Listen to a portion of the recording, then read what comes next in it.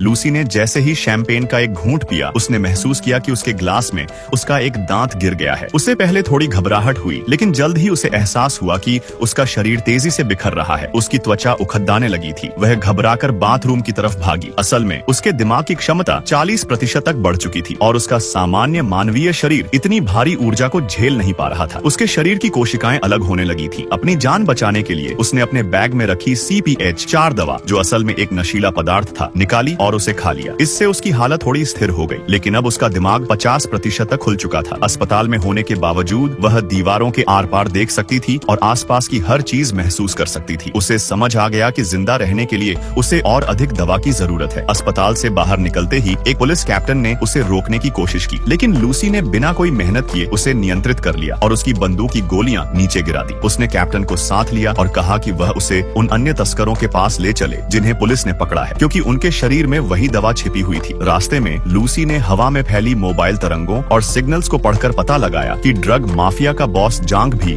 अपने आदमियों के साथ उसी दवा को लेने के लिए वहां जा रहा है। लूसी ने समय बचाने के लिए कैप्टन को हटाकर खुद गाड़ी चलानी शुरू कर दी। हालांकि उसने पहले कभी गाड़ी नहीं चलाई थी, पर अपने तेज दिमाग के कारण वह ट्रैफिक के बीच से सुरक्षित निकल गई। वहां पहुंचकर गैंगस्टर्स ने उसे मारना चाहा, लेकिन लूसी ने अपने दिमाग की ताकत से उन्हें हवा में उठा दिया और बिना हाथ लगाए सबको हरा दिया। दवा के तीनों पैकेट लेकर वह प्रोफेसर नॉर्मन के पास गई ताकि मरने से पहले अपना सारा ज्ञान उन्हें सौंप सके। प्रोफेसर ने वहां दुनिया के बड़े वैज्ञानिकों को बुलाया हुआ था। जब लूसी ने उन्हें बताया कि वह क्या कर सकती है, तो पहले उन्हें यकीन नहीं हुआ, लेकिन जब उसने अपना हाथ बदल कर दिखाया और कोशिकाओं को नियंत्रित करके दिखाया, तो सब हैरान रह गए। इसी बीच माफिया बॉस जांग अपनी पूरी फौज लेकर वहां पहुंच गया। बाहर पुलिस और गैंगस्टर्स के बीच भारी गोलीबारी शुरू हो गई, क्योंकि पुलिस के पास गैंगस्टर्स जैसे भारी हथियार नहीं थे। लूसी को लगा कि वक्त बहुत कम है, इसलिए उसने बची हुई सारी दवा एक साथ अपने अंदर इंजेक्ट करने का फैसला किया। दवा शरीर में जाते ही उसका दिमाग अगले स्तर पर पहुंच गया। उसका शरीर अजीब आकार लेने लगा और एक काले कंप्यूटर जैसा बन गया, जो आसपास की चीजों से ऊर्जा सोख रहा था। उसका दिमाग 90% तक पहुंच गया और उसने समय को नियंत्रित करना शुरू कर दिया। वह वक्त में पीछे जाने लगी। उसने पहले शहर को बदलते हुए देखा, फिर वह पुराने जमाने में पहुंची और फिर डायनासोर के द्वार में। आखिर में वह 30 लाख साल पीछे गई और धरती के सबसे पहले इंसान, जो एक बंदर की तरह दिखती थी और जिसका नाम भी लूसी था, से मिली। जैसे ही उनकी उंगलियां मिली, लूसी ने ब्रह्मांड की शुरुआत यानी बिग बैंग को देखा। इधर लैब में जांग उसे मारने के लिए अंदर आया, लेकिन तब तक लूसी का दिमाग 100% हो चुका था और वह वहां से गायब हो गई। पुलिस कैप्टन ने मौका पाकर जांग को गोली मार दी। लूसी की जगह अब वहां केवल एक पेन ड्राइव बची थी, जिसमें उसने अपना सारा ज्ञान सुरक्षित कर दिया था। जब कैप्टन ने हैरान होकर पूछा कि लूसी कहाँ है, तो उसके मोबाइल पर एक मैसेज आया, मैं हर जगह हूँ।